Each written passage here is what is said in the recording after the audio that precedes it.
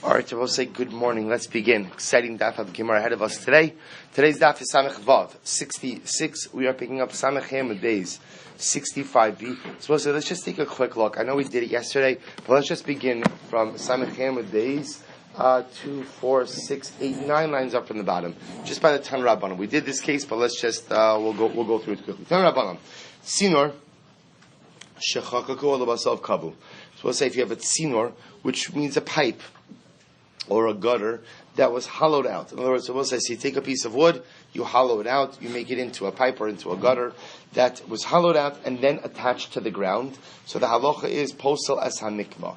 It goes ahead and it passes the mikvah. On the other hand, kavu ulabasav chakaku, if you attach the piece of wood to the ground and then hollowed it out, so it was hollowed out once it was already attached, then what is the halacha? Eino posel es ha-mikvah. It does not go ahead and invalidate the mikvah. So we'll say, remember again, by way of introduction yesterday, we discussed the idea that for a mikvah, mayim shuvin, drawn water, has the ability to invalidate a mikvah.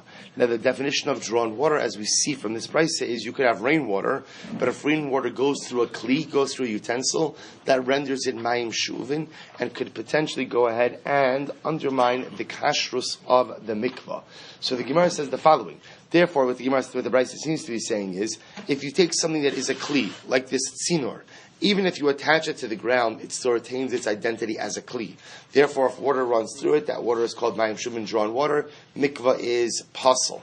On the other hand, if you take just the materials, and you finish and you attach it to the ground and you make it into a kli while it's attached to the ground, then what? That's considered mechubel l'karka. That's part of the earth. That's part of the ground, and will not invalidate the mikvah as a result of being a kli. So says the Gemara. Money. Whose opinion does this price reflect? Lo Rabbi Eliezer, lo Rabbanan. Both says it reflects neither the opinion of Rabbi Eliezer nor the Rabbanan. Now why not? Hey Rabbi Eliezer. So which Rabbi Eliezer are we referring to? Ilema Rabbi Eliezer debayis. So if you want to say it's Rabbi Eliezer concerning the house, as was quoted in the Brisa, but remember again, Rabbi Eliezer said, Kala mechuber lekarka kikarka dami. Now remember, Rabbi Eliezer was saying that in the context of a home, that if you sell a home, anything that is attached to the ground is considered to be part of the bayis itself. So the Gemara is suggesting this price by the mikvah clearly does not reflect the view of Rabbi Eliezer. Why? Because according to Rabbi Eliezer, if you go ahead and you take a tzinor, a hollowed out piece of wood that is now a pipe, and you attach it to the ground, and water runs through it, what should be the halacha? It should be kosher, according to Rabbi Eliezer. Why? Because the ma'aseh, anything that's attached to the ground, is considered, again, part of the ground itself. So clearly it doesn't reflect the Rabbi Eliezer, but maybe not. Dilma, haynu tam Rabbi Eliezer, mishum mocher ba'ayin yafa mocher, v'ravanan sabri mocher ba'ayin ra'a mocher. Well, maybe not. Maybe Rabbi Eliezer Rabbi holds that kol mechuber lekarka kekarka dami is why. Maybe that's a function ultimately of mocher ba'ayin yafa. Maybe that's the function over here. Maybe it's mocher ba'ayin yafa, and therefore Rabbi Eliezer holds that when you sell, you have the most expansive view of this. When you sell with an expansive mindset, and therefore anything attached to the ground is included in the sale itself. But maybe Rabbi Eliezer would agree, that by a mikvah, if it was originally a kli, even if it's attached to the ground, it doesn't lose its identity as a kli, and therefore invalidates the mikvah. To which the Gemara says, Ella Rabbi Eliezer di kaveres dvorim. So rather, again, it has to be Rabbi Eliezer of the beehive. Kaveres dvorim will say is a beehive. Now take a look at the Rashbam for just a moment. Kaveres dvorim, mechuberes ibekarka batid. Now we'll say, this is talking about like a man-made beehive. So you go ahead, you make the beehive, and they would then attach it to the ground with some type of mortar. So watch this. So what does Rabbi Eliezer say? This time we learned kaveres dvorim. We'll say if you have a beehive, Rabbi Eliezer omeharehi kikarka. Rabbi Eliezer says it's like earth. In other words, we'll say the fact that the beehive is attached to the ground gives it what? The status of karka. Now how does that manifest itself? Next, the kosvin ale pruzbol. So we'll say.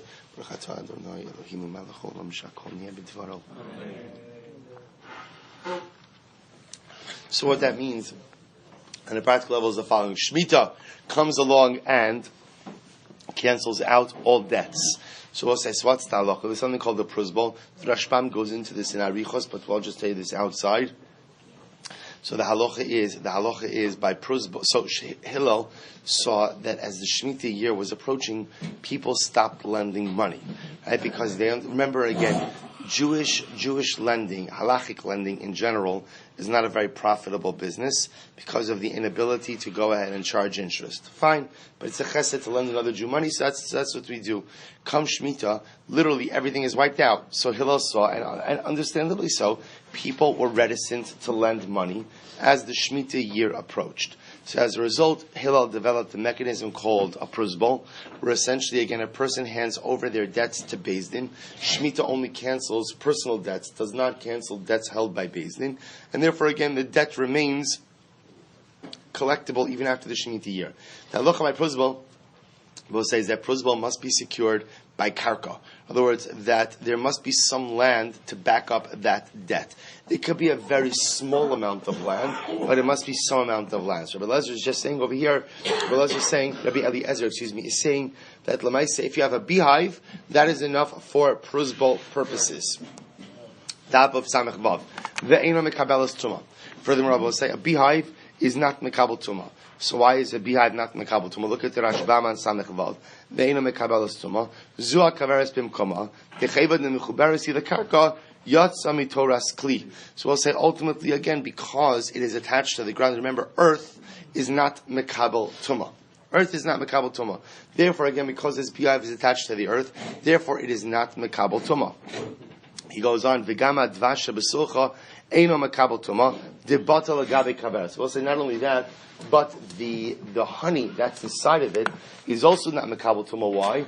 Because the honey itself is bottled to the beehive. He goes on, Gemara goes on, v'harodem mena b'shabbos chayiv chatos. And I will say, if you go ahead and you remove honey from it on Shabbos, you are chayiv chatos. And I will say, what are you chayiv chatos for? You're chayiv chatos ultimately again because you have violated the malacha of kotzer. Anytime you uproot something from the ground, from the place where it grows, you are in violation of the malacha of ktsira. So we'll say all of this is just logical extensions one of the other. Once you hold that a beehive is considered to be attached to the ground, therefore what? Is you could write a pruzbal on it. It's not mekabel tuma, and if you detach part of it on Shabbos, you have violated the malacha of ktsira. The definition of the malacha of kotzer is oker davar mimokum gidulo. You are uprooting something from the place where it grows, and therefore you will be chayiv for that. The Chum say, no, eno ki karka.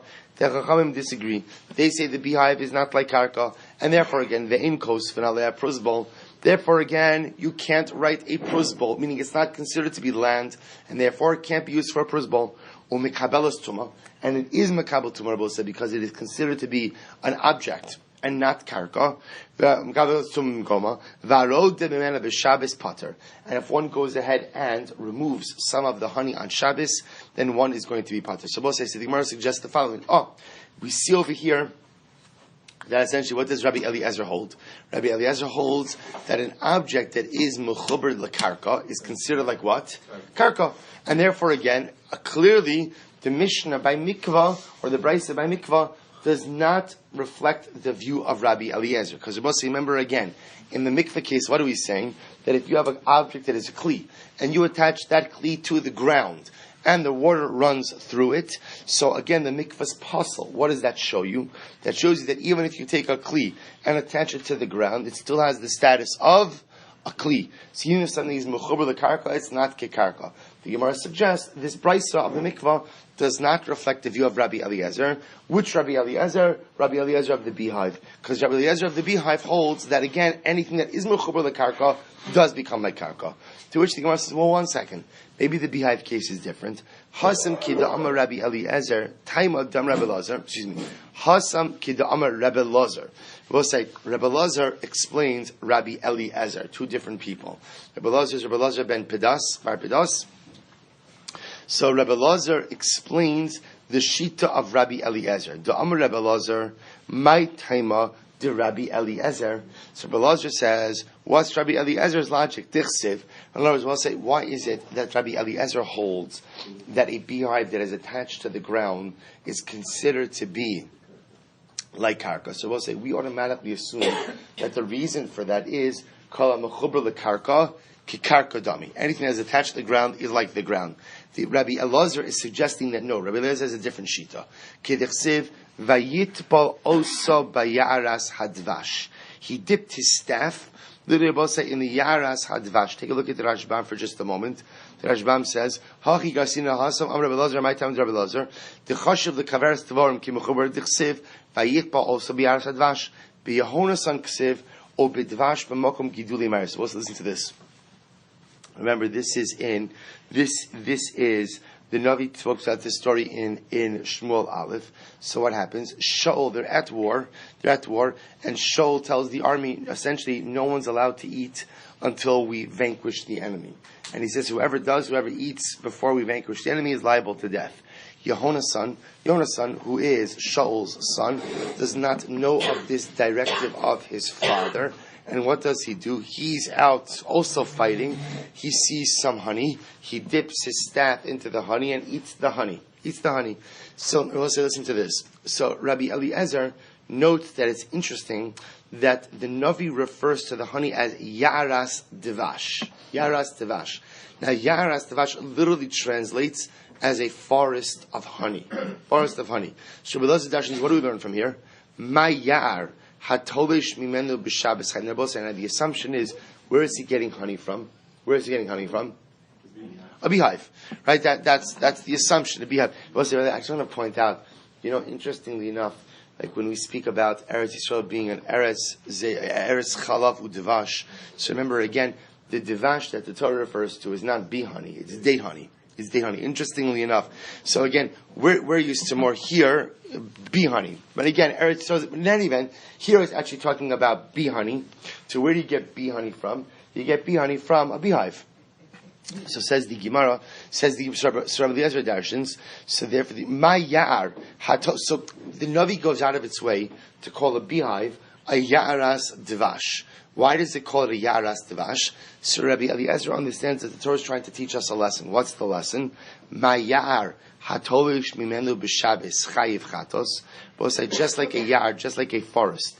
If one goes ahead and detaches from it on Shabbos, you are chayiv chatos. Af Devash haroda mimenu b'Shabbos chayiv chatos. Both say so too Devash, so too honey. If you remove from it on Shabbos, you are chayiv echatos. So both sides. So what the Gemara is suggesting over here is that Lamaisa, Rabbi Eliezer's shita by the beehive may not go ahead and may not be reflective of the view he would hold by mikvah. In other words, remember, we're trying to figure out this brisa of mikvah. And the Gemara is suggesting that the brisa can't reflect the view of Rabbi Eliezer. Why? Because the brisa seems to say that even if something is attached to the ground, it doesn't have the din of karka.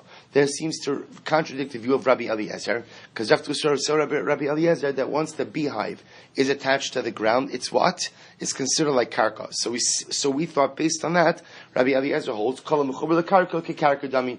To which the Gemara says maybe not. The beehive case is a little bit different. Why? Because the beehive case is actually based on a pasuk. That based on the pasuk, the beehive itself is treated like the yar, is treated ultimately again like the forest. And just as the forest, if you detach of it on Shabbos, you're going to be chayiv. So to the beehive, you'll be chayiv. But lav dafka, because it's called mechuber lekarka kekarka dami. Ella, Rabbi Eliezer did daf. Rather, both say it has to refer to Rabbi Eliezer of the daf. We'll say, which daf is this? This now, listen to this. Daf shalnach tumin shekavu b'kosel. So we'll say, if you take a look at the Rashbam for just a moment, daf shalnach tumin. So literally what this means is a baker's board. A baker's board. What does this mean, a baker's board? Take a look at the Rashbam. Daf shalnach tumin. Good morning, Mr. Schoenfeld. Daf shalnach tumin. Says the Rashbam, Neser rachav la'aroch alav v'lolush es hapa. So we'll say this was a large board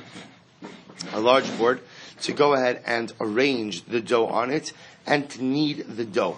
Belinira hudaf shekavoa bakosel litin alav es hapas limkor kein sheosep halterin shalana bakosel batemi bachutz. So we'll see. The Rashbam brings down two different opinions as to what this is. We're calling it as a baker's board. What is a baker's board used for? So the Rashbam gives two opinions. Opinion number one Opinion number one is that it was the board upon which the dough was kneaded. We'll say, by the way, according to that, it could also serve as the board with which the bread is removed from the oven. Or the other possibility is that it represented almost like a shelf upon which the baker would display his wares and be able to sell the bread to the public. In any event, the Gemara tells us the following case. Imagine if you go ahead and you take this board, shekavu bakosel, and they went ahead and they made it part of the wall. They made it part of the wall. So we'll say, see, here's the shaila. You take something which is technically a kli, and then makabel tuma, and now you're going to go ahead and build it into the wall of the home. Building into the wall, again, makes it mechaber lekarka. Technically, if it's mechaber lekarka, then what? Then ultimately, again, it should not be makabel tuma. So says the Gemara, so what happens? If you go ahead and you take this baker's board and you build it into the wall, Rabbi Eliezer mitahar. Rabbi Eliezer says that it's tar, and if you look at the Rashbam, he says, so when he says it's tar, means it's no longer makabel tuma. It is now a part of the structure, part of the ground, and therefore no longer makabel tuma. Says the Gemara, so the Chachamim mitamin, and the Chachamim say no, that it's tamei. They both say, now, why did the Chacham say it's tamei? So Rashbam points out over here, the Chacham mitamin, dilo batil legabe karka. Because ultimately, again, it is not considered to be part of the karka. Now, the Rashbam just points out over here, he says, now, if you were to build that baker's board into the wall, and plane it down, smooth it down, to make it part of the wall, then Einachinami, the Chachamim would agree also that it would become part of the structure. But just affixing it to the wall does not automatically make it part of the karka. So says the Gemara, money. So therefore we'll say, so now let's take a step back. So we'll say, so now what we're suggesting is, now what do you see from this brayso? That Rabbi Eliezer holds that even if you affix something to a structure or to the ground, it is considered to be mechol karka. They call it mechol karka karka dami. So now I understand that the brayso by mikvah does not reflect the view of Rabbi Eliezer. Because according to Rabbi Eliezer, we'll say, if you took a tzinor and you attached it to the ground and may mikvah ran through it, what should be the halacha? The mikvah should be kosher. Why? Because that cleave, now that it's attached to the ground, is considered to be like the karka. To which the Gemara says, okay, some money. So, whose opinion does the brayso by mikvah reflect? Rabbi Eliezer. See, if you want to say it's Rabbi Eliezer, afilu chakiku ulubasov kavu. So we'll say, according to Rabbi Eliezer, see, both cases in the brayso should be okay. So we'll say, remember again how the brayso said. The brayso said that if you take the hollowed out pipe, the tzinor, and you attach it to the ground, so the mikvah is pasul. But if you attach the wood to the ground and hollowed it out while it was attached to the ground, the mikvah is kosher. Says the Gemara, I don't understand. If the brayso would reflect the view of Rabbi Eliezer, then what? Both of those cases should be good. Why? Because what's the most important thing according to Rabbi Eliezer? That at the end of the day, what? The tzinor is attached to the ground. As long as the tzinor is attached to the ground, whether it was attached as a pipe or it was attached as an unfinished piece of wood that you hollowed out when it was attached, either way, that should be absolutely fine. Rabbi Eliezer should be matar the mikvah in both cases. Rabbanon, and if the brayso would reflect the view of the Rabbanon, afilu kavu ulubasov chakaku nami. According to the Rabbanon, the Rabbanon hold, they don't hold kol ha-mechuber lekarka kikarka dami. And if that's the case, Rabbi say, even if you attach the unfinished piece of wood and hollowed out the wood once it was attached already to the ground, that would not satisfy the criteria of a mikvah. To which the Gemara says, the Olam Rabbi Eliezer he. So you're right, Rabbi say, so let's take a step back. In reality, says the Gemara, the brayso reflects the view of Rabbi Eliezer. Right, the brayso of mikvah. How can that be? How can that be? Rabbi Eliezer holds kol mechuber lekarka kikarka dami. To which the Gemara says v'shayni pshute kliates. So we'll say, so here's the shaila. The shaila is if the brayso indeed reflects the view of Rabbi Eliezer. Take a look at the Rashbam for just a moment. The Olam Rabbi Eliezer svirle kebrayso de tzinor shechakaka ulabasov kavo akati klihu v'lobatel gabi karka upasal samikva. So we'll say, so what the Gemara is suggesting over here is the following. The Rabbi Eliezer holds that by the case of the tzinor, if you took a pipe and you attached it to the ground, right, then even though you attached it to the ground, that pipe still retains its identity as a kli, and therefore if the main mikvah runs through it, what's going to happen? The mikvah is pasul.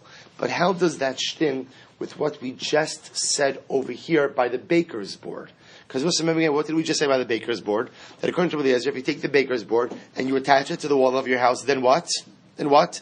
It becomes part of the house and therefore is not mekabel tumah. So what you're telling me is, by the baker's board, you're telling me that once you attach a kli to the karka, then what? It becomes like karka. But yet you told me by mikvah that even if you attach the kli to the karka, it's not like karka. So how do you reconcile the two cases? To which the Gemara says it's not a kasha. V'shane pshute klietz the tumah d'Rabbanan. So to which Rabbi Eliezer responds, Rabosai, remember the baker's board. The baker's board is an interesting idea over here, because the baker's board is what we call pshute klietz. Pshute klietz, Rabosai, means literally flat wooden utensils. Remember, in order to go ahead and satisfy the real criteria of a kli, you have to have a receptacle. Right? If there's not a receptacle, then ultimately, again, it's not really a keli. But nevertheless, the Chazal, the Rabbanan, were gozer on what we call pshute klietz. Pshute klietz, ultimately, again, are wooden utensils without a receptacle. Wooden utensils without a receptacle are metame tumah d'Rabbanan. So we'll say, so watch this. What the Gemara is therefore suggesting is the following. That normally Rabbi Eliezer holds, that I will say, once something has an identity as a kli, even if you subsequently attach it to the ground, it does not lose its identity as a kli. Therefore, in the mikveh case, if you take a tzinor, a pipe, which is already a kli, and you attach it to the ground, that's still called a kli. And therefore, when the water runs through it, that water becomes mayim shuvin, drawn water, and will invalidate the mikveh. So why does Rabbi Eliezer hold that by the case of the baker's board, if you build it into your wall, it's no longer mekabel tumah, which indicates to us that it is not a kli anymore, to which the Gemara answers, because the baker's board is different. The baker's board, to begin with, was only mekabel tumah midirabbanan. Why? Because it's what's called pshute klietz. It's what's called ultimately, again, flat wooden utensils, which are only mekabel tumah midirabbanan. So since, to begin with, it was only mekabel tumah midirabbanan, therefore what? The act of building it into the home is enough to remove that rabbinic designation from it. To which the Gemara says, Mechlal, the Shiva Daraisa, are you telling me that the disqualification of Mayim She'uvin is a Doraisa? That's not true. Vaha, we're going to have to jump back for just a moment. Vaha Kaimalon Tirabonam. But yet, Rabosai, we've established that the psul of Mayim Shuva, of drawn water for a mikvah, is in fact what? A rabbinic disqualification. Now, what does this mean? Rabosai, now, that's exceptionally bothersome, because that doesn't sound true. Meaning, the psul of Mayim Shuva of rainwater, of drawn water for a mikvah, it's not a drabbanon, it's part of a daraisa. So what does it mean? Take a look at the Rashbam on Amud Aleph. Go back to Amud Aleph for just a moment. It's Rashbam about 4 lines in from where the lines get wide. Mechlal de she'iva daraisa. Made the kamashani haki sham ina b'daraisa to le'el b'psul she'iva daraisa. My v'halom b'drabbanu gidarim b'sechas yivavas. Listen to this, Rabosai. Now, what's the case that the Gemara is referring to? Shem haya mikvah mem sa. Rabosai, remember, the minimum measurement for a mikvah is 40 sa. So imagine the following case. You have a mikvah that has 40 sa of rainwater. V'nasan sa'a she'uvin, v'natal sa'a kashas. Well, so imagine the following situation. You have 40 sa of rainwater. Then what happens? You insert into the mikvah 1 sa'a of drawn water, and you remove 1 sa'a of the rainwater. So as well say, imagine you're introducing 1 sa'a of drawn water, and then you remove a sa'a from the mikvah. And you keep doing this. Ad kama, Rabbi Yochanan Amar ad rubo. Rabbi Yochanan says, even if you do this until the majority of the mikvah, it's okay. So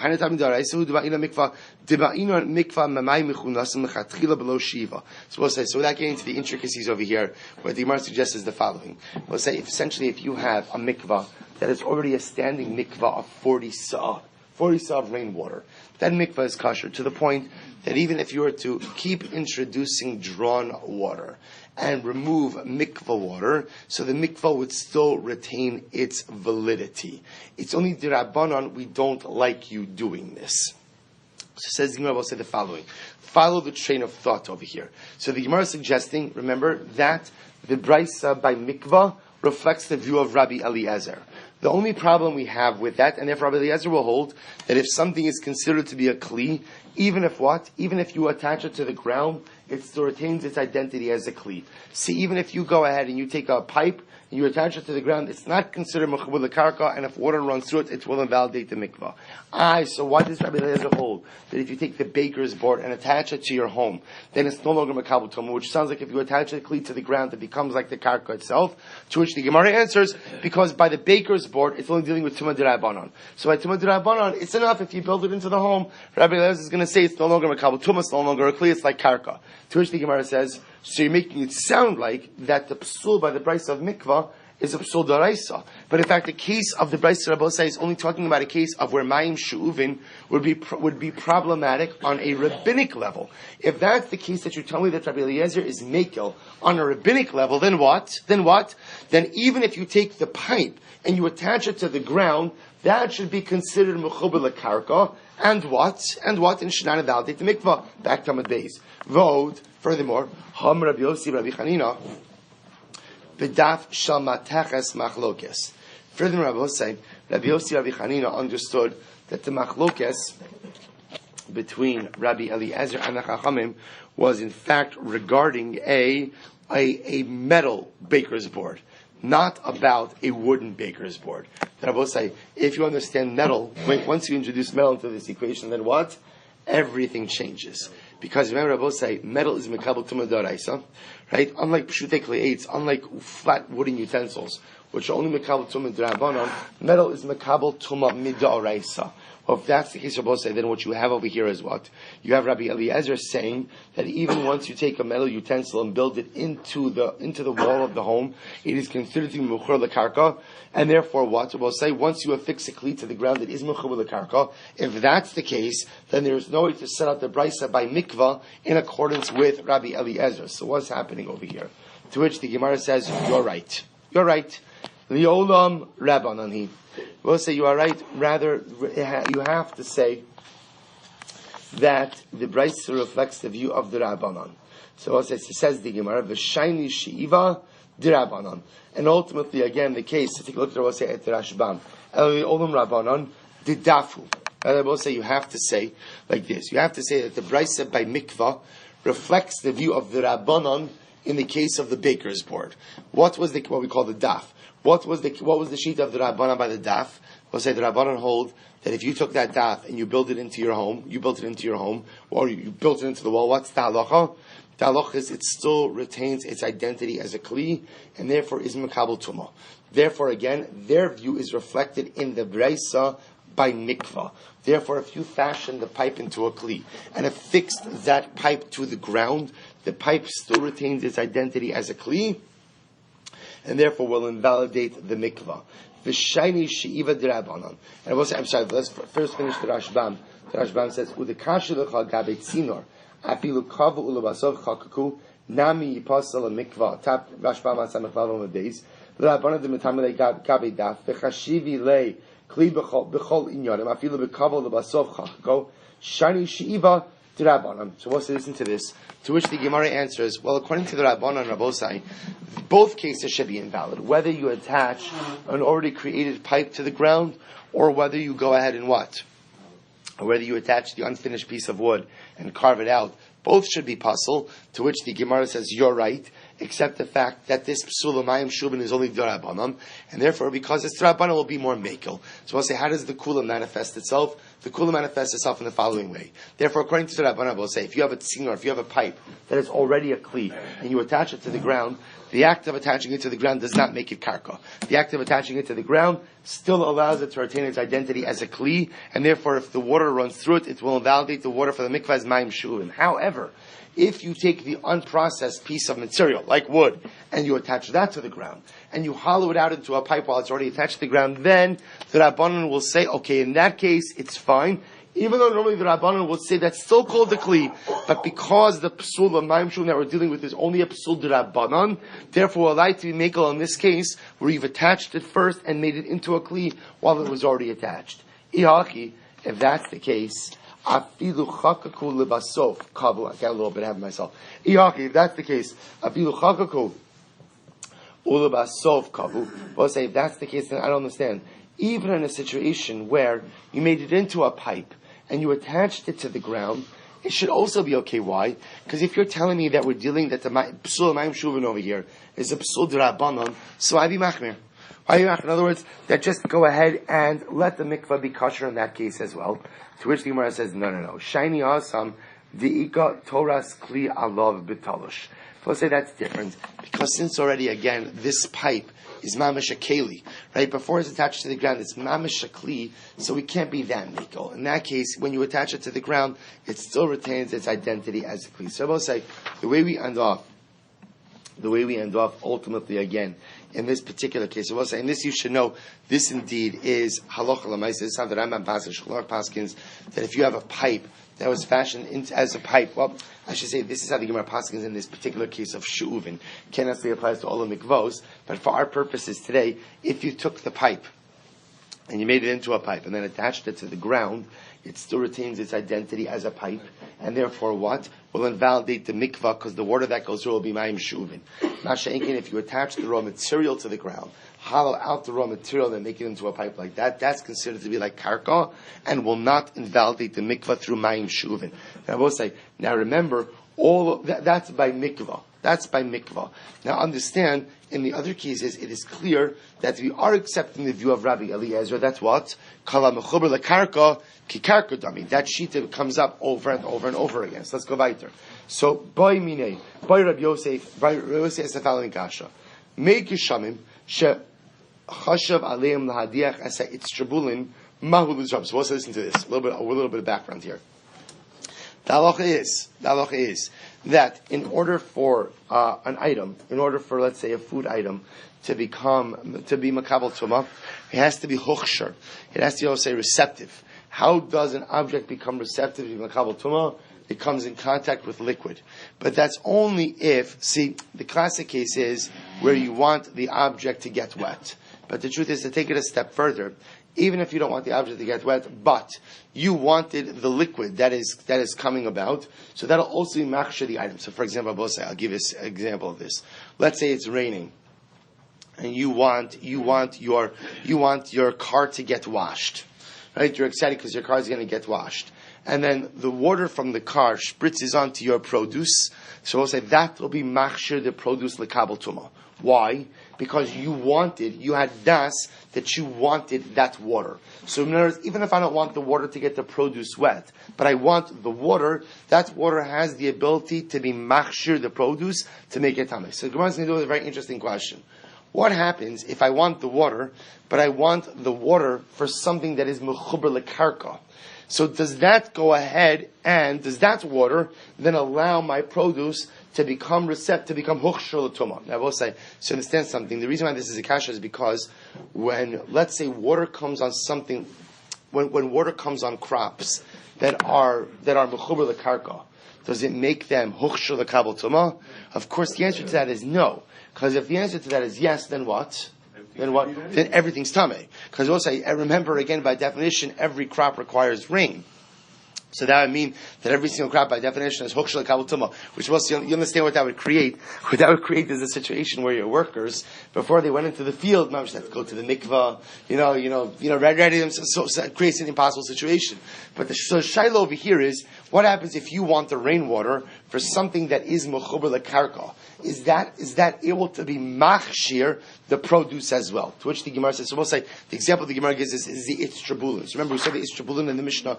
The itztrabulin is the ring around the mill. The ring around the mill. So says the Gemara the following. So by the way, what happens if I want the water to clean the ring around the mill? So, and that water then splashes on the produce. Does that make the produce huchshur l'kabel tumah? Alibud Rabbi Eliezer damar kol mechuber lekarka karka lo tiboilach. So it's according to Rabbi Eliezer, who says that anything attached to the ground is like the ground. Then it's not a kasha. Why? Because the itztrabulin of both say that ring is attached to the ground. Therefore, it's considered to be like karka. Therefore, any water that comes down for the sake of servicing something that is karka doesn't have the ability to what? To be machshir the produce l'kabel tumah. So according to Rabbi Eliezer, it's an easy one that of course it is not machshir l'kabel tumah. Kiti ba'ilcha, when does the kasha come up? Aliba d'Rabbanan. We'll say it comes up according to the Rabbanan, because what do the Rabbanan hold? The Amri, they hold Enoki Karka. Both sides, the Rabbanon will hold that it's Tribulin, even though they are attached to the ground, is not considered Karka. So the immovable object. If that's the case, when the rain comes onto it, then it spritzes onto the produce, does it have the ability to make the produce social kabatoma? To which the Gemara answers, Teku. It's a good kasha. It's a good kasha we don't know. Shalach le Rab Nechemia Breid Rav Yosef l'Rabba Breid Rav Huna Zuti l'Narda. Well, so listen to this. Rab Nechemia, the son of Rav Yosef, sent to Rabba, the son of Rav Huna. Rav Huna Zuti l'Narda. Ki asya hach isasal l'kamach. When a certain girl comes before you, now they're talking about a girl over here who was going to get married, and her father had passed away. So what happens? We'll see, remember from our Kiddushin, actually from our Ksuvas days, that halacha is that the estate must go ahead and provide for her dowry. So top of Samach Zayin. Agba Isrun v'chasei afilo me'itztrabuli d'reichayim. So we'll say, so the halacha is the following. It's actually very interesting. I'll just say this quickly because of time. The halacha is when figuring out how much of the estate to go ahead and take for her dowry, what we look at is how much would her father have given her had he been alive. I will say, now obviously, that requires someone who knows the father. That requires some type of established giving patterns. So if we could establish how much the father would have given to his daughter if he were alive, then Einachinami, we would give her that amount from the estate. In the event that we do not know how much he would have given, we give her 1/10 of the estate for her dowry. That's talacha. So therefore, again, Rav Nechemia is saying to Rav Huna, when this girl, apparently again, there was a situation, this girl is going to come before you, her father died, make sure to give her 1/10 of the estate, and when we speak about the estate, that includes even the ring around the mill. So we'll say, so what's the chap with including the ring around the mill? What is Rav Huna, what is Rav Nechemia highlighting over here? He's highlighting that what? It's karka. It's karka. That's considered to be karka as well, right? That again, she gets from the estate. The estate refers to the karka of the estate. And therefore, again, that ring around the mill is also considered to be part of the estate. So I'll say, once they got into this discussion, Amar Rav Ashi, Ki Avinu Rav Kahana, when I was in the home of Rav Kahana, he taught me, Makbinan Afila Me Alma Debati. That will say, for dowry purposes, we would go ahead and even give her rents due to her from her father's property. In other words, let's say the father has rental properties. We'll say, so you even go ahead and what? We would even go ahead and give her from the rents that are due as part of her dowry. Now, there's a whole discussion over here. Tosas has a whole discussion in Alma Debati as to when exactly, what rents are we talking about. So Tosas brings down, if we're talking about rents that are already due, so then Lamais, again, he holds that those have the status of metaltalin. If they're metaltalin, if they're movable property, then they are not encumbered by dowry. So Tosas, interestingly enough, says that it's talking about a situation where the homes are rented out for the year. Rent is due at the end of the year. That was the nature of this rental agreement. So monies, is actually fascinating. We don't have time to get into it now, but monies that will become due have the status of karka. Monies that are already due, and obviously money that has been collected, have the status of metaltalin, over which the girl would have no rights for dowry.